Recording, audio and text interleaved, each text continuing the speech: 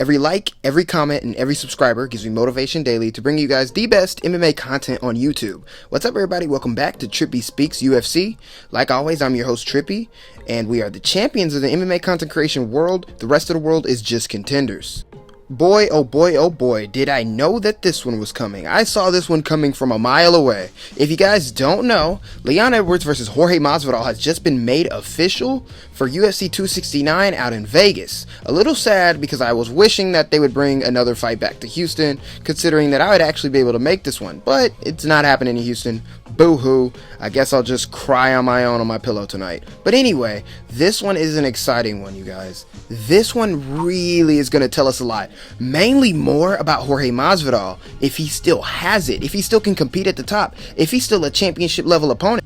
Because I'll say this, my main concern for Jorge Masvidal is just that will he be able to take damage in the same way? Because he got knocked out horrendously by Kamaru Usman. That wasn't just a knockdown, that wasn't just a TKO, that was a bad knockout. And I'll say this, it wasn't necessarily just only the power from Kamaru Usman that put Jorge Masvidal out.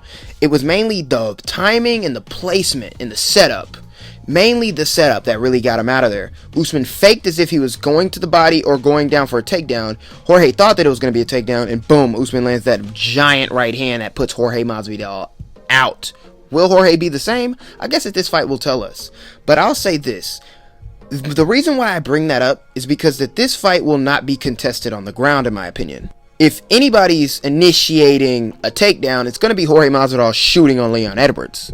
And plus, Jorge has great takedown defense, and Leon Edwards' takedown defense is a little unknown, man. We don't know how skilled his wrestling has gotten since his loss to Kamaru Usman.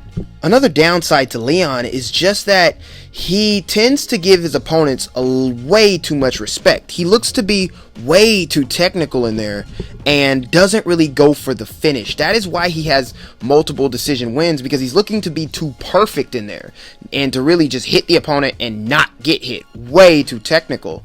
That was very apparent in the Nate Diaz fight. He gave Nate way too much room to operate, way too much space, stopped going at the legs after a certain moment, and then he'll kind of remember, oh yeah, Diaz doesn't check leg kicks, and then he'll throw a leg kick. Leg kicks were very spaced out, and he didn't throw enough to really damage that leg of Nate Diaz. Why? Because he was looking.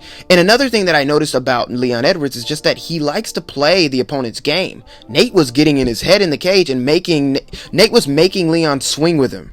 My point is that Leon lacks a certain killer instinct that honestly almost made him pay the price in the last moment of that Nate Diaz fight, because instead of looking to just go and finish Nate after you got him all bloodied up, instead of looking to beat the man, he's looking to sit there and trade with him, and he gets caught with a big left hook that almost puts him out, man.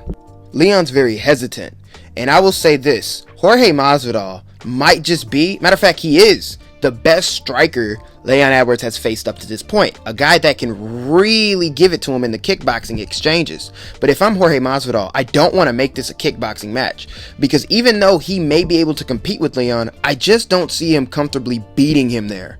Leon is very technical and very precise, and don't get it twisted. Leon can absolutely, probably not finish Jorge, but he can definitely rock Jorge if Jorge gets caught slipping. You got to remember, Leon is great in the clinch, has razor sharp elbows, massive elbows that he hit the likes of Nate Diaz with. And looking at Jorge Masvidal's durability, a big question mark next to Jorge Masvidal's durability, I wouldn't be surprised if they get into a clinch exchange and Leon bounces one of those big elbows off of the chin of Jorge, putting him down. I'm talking about down.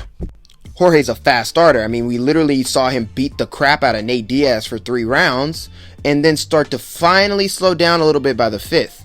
So who wins this fight? Honestly, you guys, it's closer than you think.